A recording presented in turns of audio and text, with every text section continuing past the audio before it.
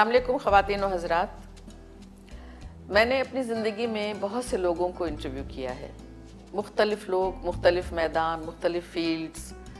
کوئی فنکار، کوئی شاعر، کوئی ادیب، کوئی نغمہ نگار، کوئی ایکٹر، کوئی تاریخ دان، تاریخ نویس.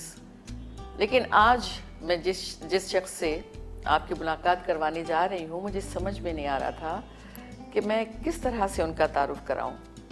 یہ وہ شخصیت ہے جن کا بلا شبہ میں دعوے سے کہتی ہوں کہ ان کے میدان میں ان کا ہم پلہ کوئی نہیں، ہم پلہ کا ہوگا ہی نہیں.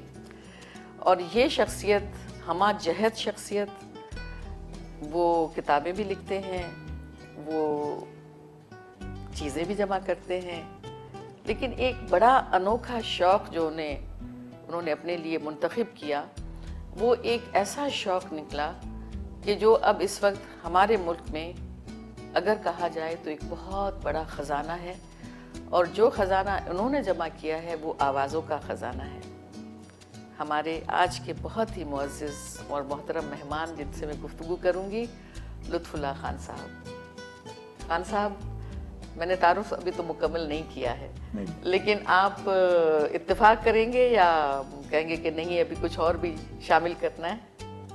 شامل تو کیا، کچھ نکال ہی دیجیے. نکالنے والی تو کوئی چیز نہیں ہے، لیکن میں نے غلط نہیں کہا ہے، ٹھیک ہے نا؟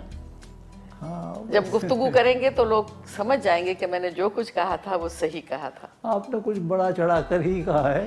جی میں تو اس جی، قابل یہ ہوں نہیں. انکساری آپ کی ذات کا حصہ ہے، اس لیے ہم اس کو نہیں مانیں گے.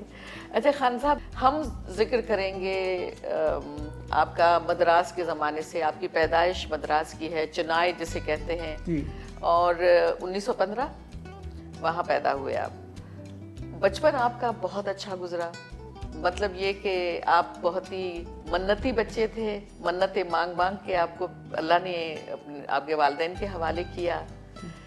آپ سے پہلے جو 6 بچے پیدا ہوئے وہ زندہ نہ رہ سکے اور آپ پیدا ہوئے، اور منتوں کی وجہ سے آپ کا کان وان بھی کوئی چھدوایا گیا تھا. وہ کون سا کان تھا؟ بھائی وہ نہیں، پرانے زمانے کے لوگ تھے، کچھ وہ منت نے مراد تو کرتے تھے. ہمارے ہیں عام ہے یہ. جی جی، حالانکہ اس سے کوئی تعلق نہیں. میں صرف دیکھنا چاہتی ہوں، یہ ہے. نہیں، بات یہ ہے کہ اسے جو منظور ہوتا ہے وہی کرنا چاہیے، اس کی راضی برضا ہونا چاہیے. لیکن انسان ایک غیر مطمئن آدمی ہے، وہ پیدا ہی ہوا غیر مطمئن ہونے کے لیے. تو وہ کسی بات سے مطمئن نہیں ہوتا، وہ چاہتا ہے کہ اپنی ہی کچھ کر لے. تو اس کے لیے بہت کچھ پاپڑ بیلتا ہے وہ. اور یہی ان لوگوں نے کیا.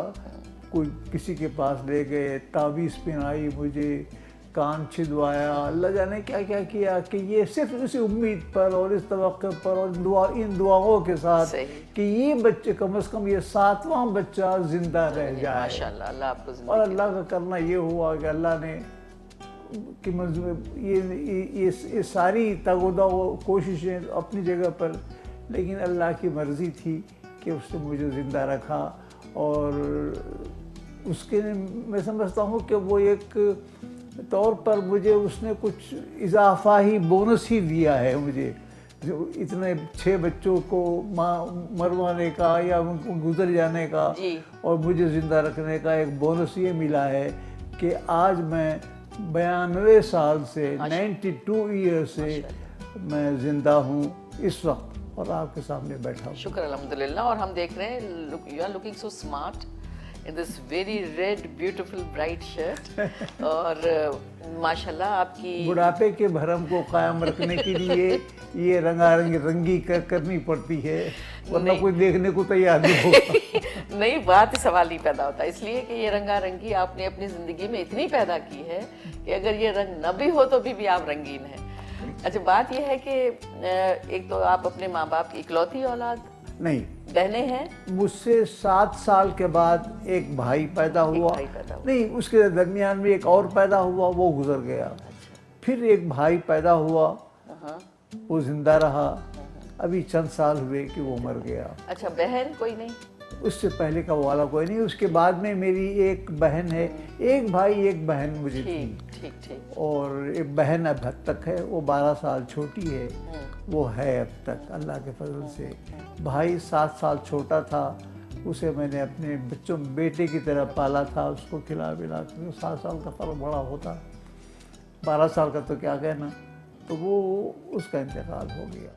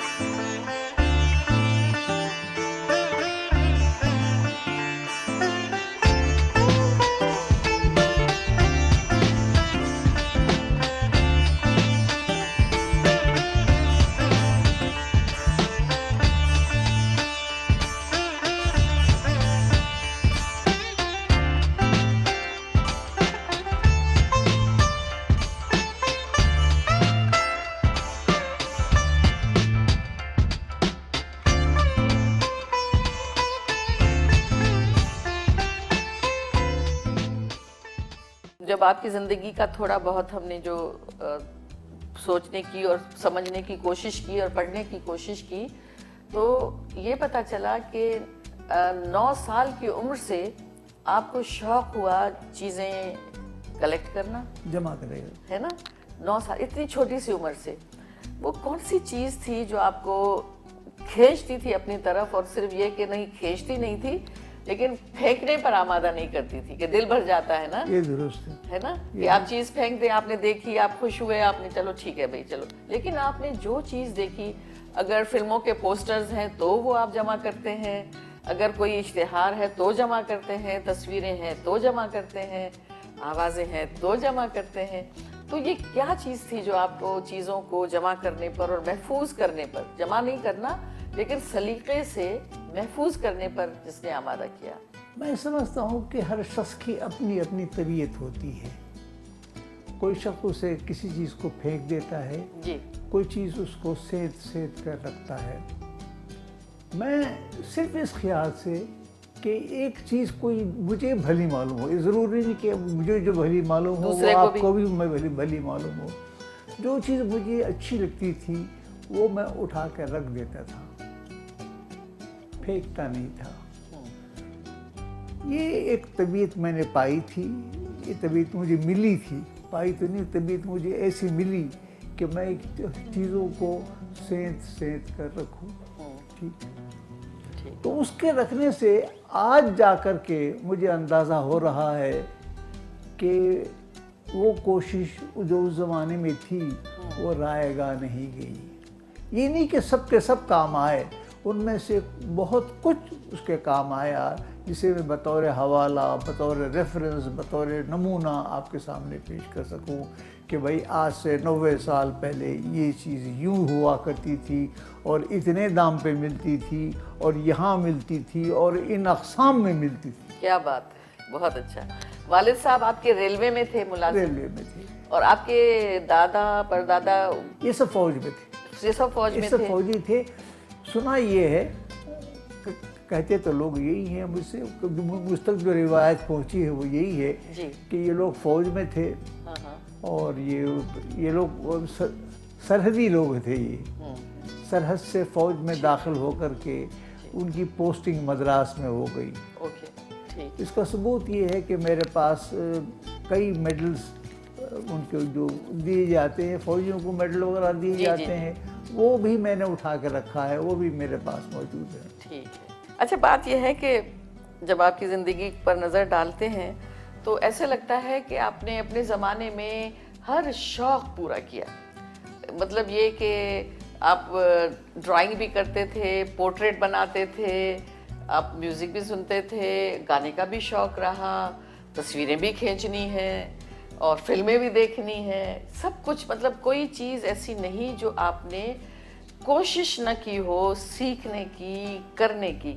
اور یہاں تک کہ آپ جو ہیں وہ باکسنگ، پہلوانی یہ بھی شوق رہا، سینڈو بننے کا بھی شوق رہا.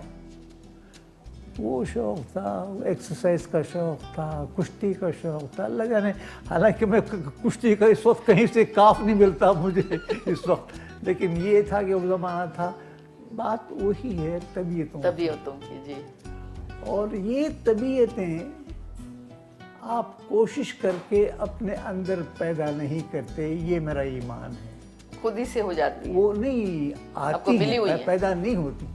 नहीं, पैदा आप पैदा करने वाले हैं कौन? आती हैं, वो आपको मिली हुई आती हैं। वो जिसे वदीयत कहते हैं, वो चीज़ वहाँ से आप में मुंतकिल होती है, फिर आप वही करते हैं जो आपके मिजाज तबीयत। सही, बिल्कुल सही। ये सारी चीज़ें तबीयत वाली बात है। शौक़ जो है, हर किस्म का शौक़, हर एक चीज़ आपको भा जाए, मालूम हो कि अच्छी है, मैं उसको अपनाने में, उस काम को सीखने में, उस चीज़ को हासिल करने में सारा अपना ज़ोर सर्फ कर देता था। आज भी ये कैफियत है कि मैंने ज़िंदगी में बहुत सारे काम किए हैं, अच्छे बुरे जिसमें शामिल हैं। आज भी इस उम्र में, इस हालत में मुझे कोई चीज़ जिसको मैं न जानता हूँ, देख पाऊँ और मुझे अच्छी मालूम हो, तो मैं उसके पीछे पड़ जाऊँ। आज भी ये सूरत है। तजस्सुस वाली बात, तजस्सुस है इसमें, सोच का और ये जानने का कि ये क्या है। नहीं, वो तबीयत लेके आता है आदमी, तबीयत लेके आता है।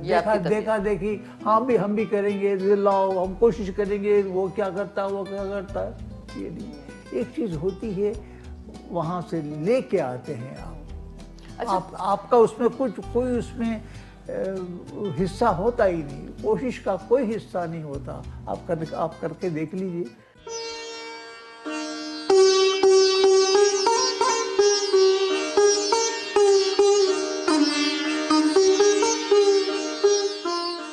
जिक्र फिर कीजिए उस गोशाए तन्हाई का,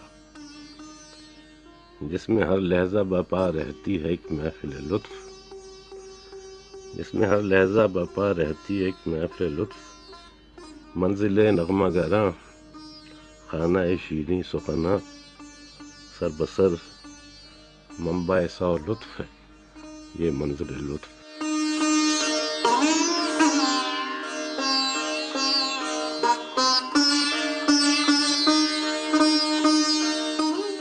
आपके तो मुस्तकिल और मुख्तलिफ शौक रहे, हर चीज़ करनी है, तो घर वालों का क्या रिएक्शन होता था, रद्द अमल क्या होता था कि भाई बच्चा किसी एक पटरी पर तो चले ना? नहीं, उनको ये उनके नज़दीक ये था कि बच्चा पढ़ जाए और वो मैंने पढ़ के नहीं दिया है। हाँ पढ़ के नहीं दिया। भाई जो आदमी इन तमाम में कभी जादूगरी सीखे, कभी कुश्ती सीखे, कभी अच्छा, ये जादूगरी कैसे सीखे? जादूगरी कैसे? आप अभी हमें कहीं 100 रुपए का नोट निकाल के दिखाएं। सब तो नहीं है। हमारे क्लास में एक लड़का था, जलील नाम था उसका जी। वो मैजिक का उसका शौक था, उसके पास सामान थे, कई संदूकें भरी हुई थी। वो पैसे लेकर के तमाशा कराता था, क्लासेस में दिखाता था और पैसे वसूल करता था, पढ़ता भी था और मैजिक भी करता था। अच्छा। अब जाहिर है कि वो देख के मुझे शौक मिला कि मुझे भी ये करना चाहिए। मैंने उसकी शागिर्दी शुरू कर दी। अच्छा। मैंने कभी मुझे सिखाओ, वो टालता रहा, कहने के मजबूर हुआ तो करो। अब लुत्फुल्लाह खान साहब जो है उसके पीछे पड़ गए। ये सीख के देख रहे हैं, सीख के रहेंगे। नतीजा ये हुआ, ये 8th क्लास की बात है ये। जी। नतीजा ये हुआ कि जब मैंने इम्तिहान दिया, सालाना इम्तिहान दिया, तो मुझे मालूम हो गया कि मैं उसमें एक सब्जेक्ट में मैंने बहुत ख़राब किया है और यकीनन फेल हो जाऊंगा। मैंने अम्मा से कहा, अम्मा देखो ऐसा हो गया, मैंने देखो मुझे कब नहीं करता, अब मैं जादू के पीछे नहीं जाऊंगा, पढ़ूंगा, कुछ करो। अम्मा ने हमारे अब्बा से कहा। अब्बा इत्तेफाक से उन साहब को जानते थे जो एग्जामिनर थे, उनके पास गए। बोले साहब ये लड़का जो है शौक ज़ौक़ पढ़ करके पढ़ा कुछ नहीं और लगता है कि करेंगे। हाँ साहब ये तो इसने कुछ किया नहीं। तो उन्होंने कुछ कहा उससे, तो आपस में दोस्ती थी, उन्होंने मुझे पास तो करा दिया। لیکن جب کلاس لینے آئے پہلی مرتبہ تو انہوں نے صاف صاف کہا کہ تم لوگ آگے ہو، یہ ہے وہ ہے، لیکن اس میں ایک ایسا لڑکا ہے جو یہاں آنے کے قابل نہیں تھا. اچھا نام تو نہیں لیا. کیا وزاداری تھی، لیکن لڑکا سمجھ گیا. تو اس کا نتیجہ یہ ہوا، یہ کیفیت شروع سے آخر تک رہی. اس زمانے میں اردو سیکھنے، وہاں تو ہم لوگ تامل بولنے والے تھے، لیکن ہمارے گھر میں اردو بولی جاتی ہے، لیکن وہ اردو ایسی نہیں ہے کہ جو نستعلیق ہو. وہ نہیں، ان کے یہاں نہیں تھا. وہ عجیب زبان بولتے ہیں ہم لوگ، اس کا لہجہ بھی اور ہے، الفاظ بھی اور ہیں. یہ وہ اردو نہیں ہے جو اس وقت میں بول رہا ہوں آپ سے، وہ اور. تو وہ وہاں تامل زبان ہے وہاں. جی. تو ان کے ہاں میں اردو میں مجھے معلوم تھا کہ کوئی ایک مولوی آئے تھے، کوئی ایک صاحب آئے تھے، 2-3 صاحبان آئے تھے، وہ بولتے تھے اردو، مجھے اچھی لگی. تو میں نے کہا مجھے بھی اردو بولنا چاہیے. اب اردو کے پیچھے پڑ گئے، اب اردو کرنے لگے. اس کا ایک فائدہ یہ ہوا کہ میں 8th کلاس میں جو مضامین لکھتا تھا، کمپوزیشن کرتا تھا، یہ مضامین لکھ کے دیتا تھا، وہ ہمارے استاد اس کو لے جا کر کے میٹرک کی کلاس پہ سنا دیتے. کیا بات ہے جی، مطلب انہوں نے صحیح پاس کروایا نا آپ کو. پھر تو صحیح کیا. یہ ایک چیز جو ہے وہ تھی.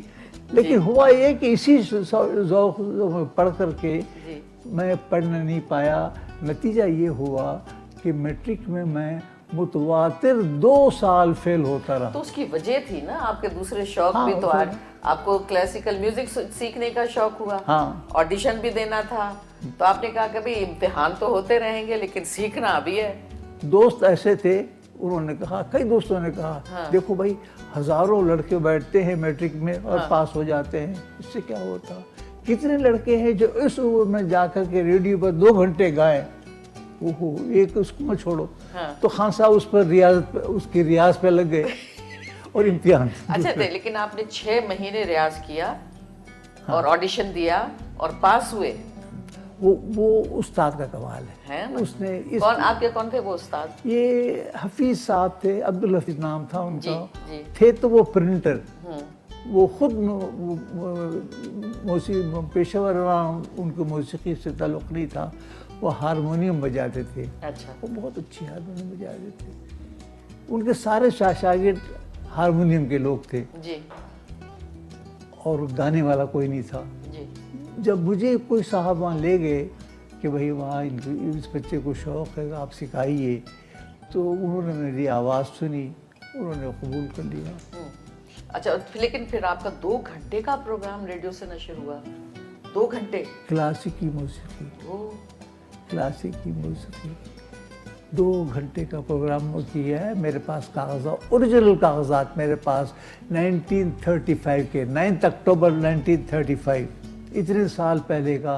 وہ میرے پاس ڈاکومنٹ موجود ہے، میں دکھا سکتا ہوں آپ کو. میرا نام لکھا ہوا ہے، پیسے لکھے ہوئے ہیں، ٹائم لکھا ہوا ہے، تاریخ لکھی ہوئی. پیسے کتنے تھے یہ بتا دیں. ان کے یہاں 3 کلاس تھے. جی. اب 6 مہینے سیکھا ہوا لڑکا کیا گائے گا، کیا بجائے گا. آڈیشن میں جا کے بیٹھے وہاں، تو وہاں تو بڑے بڑے پنڈت تھے کرناٹک میوزک کے، اس کے سب لوگ تھے. انہوں نے مجھے سوال کیا کہ یہ راگ سناؤ، یہ اس کے کیا ہے، اس میں کون سے سر لگتے ہیں، یہ کس تال میں تم کو آتی ہے، کتنے بندشیں یاد. آڈیشن میں پوچھ رہے تھے؟ یہ نہیں کہا کہ گا کے سناؤ؟ نہیں، گا کے سناؤ تو اب تو وہ تو تھا ہی، لیکن سوال بھی جواب بھی دیجیے کہ آپ کو تھیوری کتنی آتی ہے، یہ کیا ہے، وہ کیا ہے. تو میں نے کہا جو آتا تھا میں نے جواب دے دیا، جو نہیں آتا تھا میں نے کہا صاحب میں نے سیکھا نہیں، مجھے نہیں آتا. یا تو وہ راست بازی کام آئی، یا تو انہوں نے میری عمر پر رحم کیا کہ انہوں نے پاس کر دیا. وہاں 3 درجے تھے، اے، بی اینڈ سی. انہوں نے مجھے سی دے دیا. سی اس واسطے دیا کہ ان کے پاس ڈی نہیں تھی. اچھا، لیکن سی والے کو بھی 2 گھنٹہ گانے کو تو ملا نا. اور 30 روپے اس کی. 30 روپے بہت بڑی رقم تھی وہ اس زمانے میں. کیا کیا آپ نے 30 روپوں کا؟ اور 30 روپے میرے لیے بھی بڑی رقم تھی وہ. اور ہم لوگ کچھ مالدار لوگوں میں سے نہیں ہیں، غریب لوگوں میں سے تھے ہم لوگ. بہت بہت غریب لوگوں میں سے تھے. ایک تو ہوتا ہے غریب, ایک ہوتا ہے بہت غریب. ہم بہت غریبوں میں سے تھے. تو 30 روپے میرے لیے بڑی بات تھی.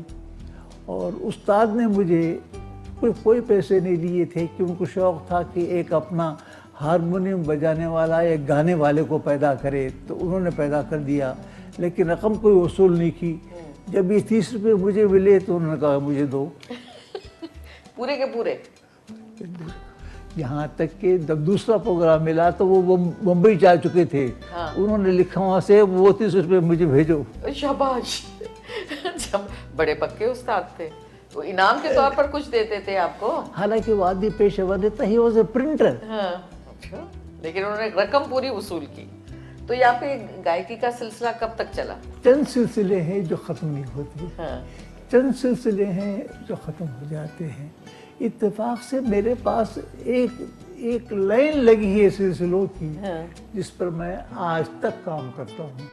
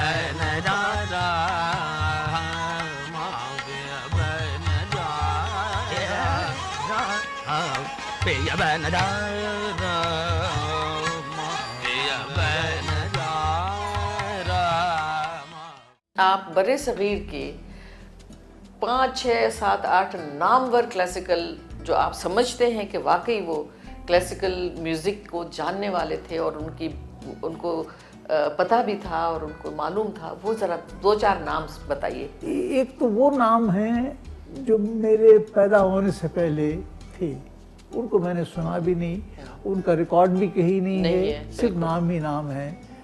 ایک صاحب تھے اللہ دیا خان صاحب جے پور کے, ان کا ریکارڈ انہوں نے زندگی میں ریکارڈ نہیں کروایا, تو ظاہر ہے کہ میرے پاس بھی نہیں ہے, لیکن ہم نے ان کو دیکھا ہے. اچھا, میں نے ان کو دیکھا ہے اور اسٹیج پہ میں نے سنا بھی ہے. اس کو سنا بھی ہے اس واسطے کہ وہ کیا کیسر بھائی کے ساتھ وہ اسٹیج پہ مشکل سے پہنچے تھے, بیٹھ گئے تھے, بوڑھے تھے. لوگوں نے کہا کہ سنائیے. انہوں نے کہا جی اب میں کیا سنا سکتا ہوں, کہنے کا فوز کیا, کچھ تو سنائیے. انہوں نے کچھ سنایا تھا, وہ کوئی خاص بات نہیں تھی. تو اس قسم سے لوگوں کے ریکارڈ جو ہے میرے پاس بہت لوگوں کے ہیں. ہندوؤں میں اوم کرناٹھ ٹھاکر گزرا ہے, اور وہ نارائن راؤ ویاس گزرا ہے, پٹھوردھن ونائک راؤ پٹھوردھن گزرا ہے, اور بہت سے ہیں. مسلمانوں میں تو سینکڑوں ہیں جو گزرے ہیں. عبدالکریم خان صاحب ہیں, فیاض خان صاحب ہیں, اشتیاق حسین خان صاحب ہیں, مشتاق حسین خان صاحب ہیں, اور رجب علی خان صاحب ہیں. اوہ ایک نام ہو, نام لیتے ہوئے میرا دل کام جاتا ہے. ایسے بڑے لوگ تھے, ایسے بڑے لوگ تھے. اور آپ ان خوش قسمتوں میں سے ہیں جنہوں نے ان کو سنا, ان کا ریکارڈ ہے, اور آپ کے پاس وہ ریکارڈ بھی موجود ہے. بہت اچھی بات. ہم واپس لوٹیں گے تھوڑا آپ کے بچپن اور جوانی کی طرف, اور آپ کے باقی جو شوق ہیں وہ بھی تو بتانے ہیں نا, کہ فلم دیکھنے کا ایسا شوق کہ ایک فلم سے نکلے دوسرے میں گھس گئے سنیما میں, دوسرے سے گھس گئے تیسرے میں چلے گئے, اور تیسرے سے نکل کے آپ ڈھونڈتے رہے کہ کوئی چوتھا سنیما ہے جو فلم دکھا رہا ہے. چار فلمیں ایک دن میں, 10 بجے, 3 بجے, 6 بجے, 9 بجے, 12 بجے نکلے تو معلوم ہوتا کوئی اور ہے. مگر چاروں سب کنفیوز تھے, چونکہ چاروں کو ساتھ دیکھا تو وہ کیریکٹر ادھر, وہی کیریکٹر ادھر, مگر شوق. اصل چیز دنیا میں جو ہے وہ آپ کا شوق. وہ اگر اس میں استقلال ہو اور اس میں کوئی دم بھی ہو वो समझ की बात भी हो, ये नहीं कि फजूलियात ना हो। ठीक है। फजूलियात इसको भी आप कह सकते हैं, लेकिन एक शौक है कि अच्छा अच्छा, अब्बा डंडा लेके कोई नहीं फिरे आपके पीछे कि ये कहाँ इस सिनेमा के चक्कर में पड़ गया लड़का? चोरी हमारे यहाँ मजहबी घराना, गाना नहीं था हमारे यहाँ, गाने की मनाही थी, गाने वाला निकला। शौक जो है ना वो आपको हर चीज़ करवा लेता है, वो तरकीबें खुद समझ में आ जाती हैं।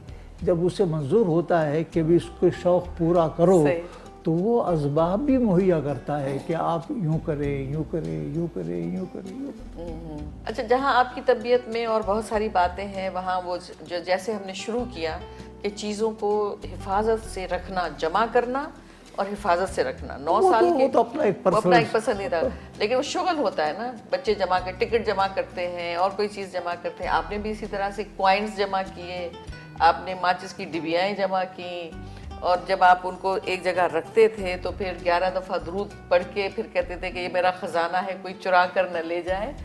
तो इस वक्त तो पूरा ख़जाना ही ख़जाना है, तो अब कितनी दफ़ा दुरूद पढ़ते हैं? वही 11 दफ़ा? अब वो नहीं रहा। अच्छा, अब वो नहीं रहा। अब कैफियत ये हो गई कि जब मुझे मालूम हो गया कि सब चीज़ वहाँ से कंट्रोल होती है, वो करता है, हम कुछ नहीं करते, तो मैंने वो दरूद पढ़ना भी छोड़ दिया, उसी पर छोड़ दिया, मांगना छोड़ दिया। मैंने कहा भाई तुम्हारी जो मर्जी है वो मेरी मर्जी है, ख़त्म करो उससे वो। क्या बात। तुम जो करोगे मंजूर है, मंजूर का करना ही पड़ेगा, करना पड़ेगा। अब ये नहीं कि आप कुछ उसको ग्रेस दे रहे हैं। यानी आपने ये ड्यूटी अब उन्हीं को दे दी है ना? सही किया। अब हम इतनी मज़े की बातें तो हम कर रहे हैं और दिल ये चाह रहा है कि और मज़ीद पूछते जाएं आपसे। अब हम आते हैं आपका सफ़र जो आपने पार्टीशन के बाद पाकिस्तान किया, और मेरे ख्याल में आप बहुत जल्दी आ गए। 1947 अगस्त में मुल्क आज़ाद हुआ और आप अक्टूबर में आ गए। 17 अक्टूबर को आया आप आ गए। अच्छा, ये फैसला किसने किया कि ये मुल्क छोड़ के उधर जाना है, क्यों जाना है? मेरे पास करने को कुछ नहीं था। अच्छा। एक मेरे दोस्त थे, शिराजी, हकीम शिराजी नाम था उनका, उनकी एक फिल्म लेबॉर्ट्री थी, अच्छा, one of its best kind in Asia. तब उन्होंने कहा जी आप हमारे साथ आ जाएं, हमारे साथ काम करें। तो मैं काम करता था, लेकिन ना तनख्वाह बराबर थी और ना वो काम मेरे लिए वो मुझसे कुछ लेते भी थे। अब वैसे ही एक एहतरामन दोस्ती के अंदाज में हो रहा था। ऐसे में पाकिस्तान पर गया, तो दोस्तों ने मुझसे कहा कि भाई अब तो तुम कुछ नहीं कर रहे हो, why don't you go and try your luck there, वहाँ जाके देखो। तो मैंने कहा ठीक है।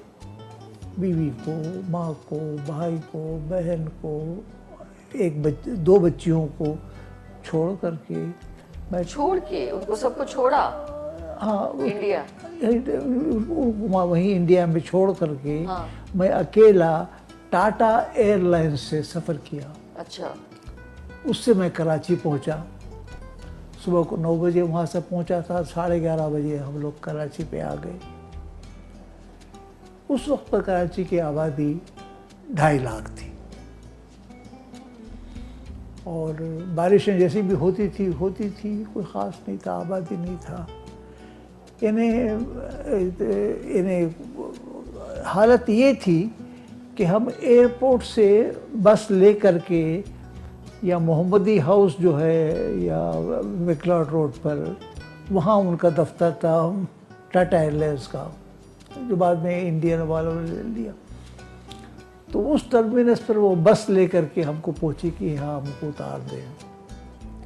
आप यकीन मानिए 2 पटरियाँ थी जो चल रही थी एयरपोर्ट से नेपियर बैरक्स तक। नेपियर बैरक्स तक 2 पटरियाँ थी, उस पर हमारी गाड़ी चलती आई। रास्ते में एक बस ने हमको क्रॉस किया, बस एक ही बस, और 2 कैमल कार्ट्स को हमने क्रॉस किया। That was it? ये आबादी, That was it। ये कराची उस था। ज़माने में एस बैंड था, उससे होते हुए नेपियर बैरक्स तक 2 कैमल कार्ट को हमने वो ओवरटेक किया। ایک آنے والی بس کو راستہ دیا، دیٹس آل. او پھر یہ آبادی کا یہ عالم تھا. خیر میں ایک دوست تھے، انہوں نے کہا کہ صاحب تم میرے یہاں ٹھہرو، کوشش کرو کچھ ہو جائے تو ہو جائے. اس وقت میرے یہاں ٹھہرنا، گاڑی کھاتے میں تھے وہ، تو میں وہاں اتر گیا. 12 بجے اتر گیا، کھانا ان کے یہاں کھایا. شام کو میں نے کہا بھائی ٹہل کے دیکھو کیا چیز ہوتی ہے. ایلفسٹن اسٹریٹ پہ آیا، وہاں ایک بیکری دیکھی میں نے. ایلفسٹن اسٹریٹ پہ ہے یا برابر میں کہیں ایک بیکری دیکھی، اتنی لمبی ڈبل روٹیاں رکھی ہوئی ہے، ایک کٹی ہوئی تھی سفید روٹی. بمبئی میں ریشننگ تھا تو آٹا ہم کو میلا آٹا ملتا تھا. یہاں آ کے بھرا ہوا پورا کاؤنٹر بھرا ہوا ہو اس کا، اتنی بڑی بڑی روٹیاں، بڑی وہ دیکھتا ہوا. پھر میں واپس گاڑی کھاتے ہوئے گیا، فرے روڈ سے گیا، وہاں فریڈرک کیفیٹیریا تھا پہلے ایرانی کا. خوشبو آئی مجھے. 6:30 کا موقع، 7 بجے 6:30 کا موقع. بھوک اندر سے. میں نے کہا بھی کیا ہے تمہارے پاس؟ کہہ رہے صاحب یہ ہے یہ ہے یہ ہے، بریانی ہے. آئی مجھے بریانی کی خوشبو باہر تک. میں نے کہا بھی بریانی لاؤ. وہ جو بریانی آئی تو آدھا انچ کا، پونے انچ کا چاول، اتنا بڑا، خوشبودار، اوہو، ستھرا، صاف سفید اس کا بنا ہوا ہو.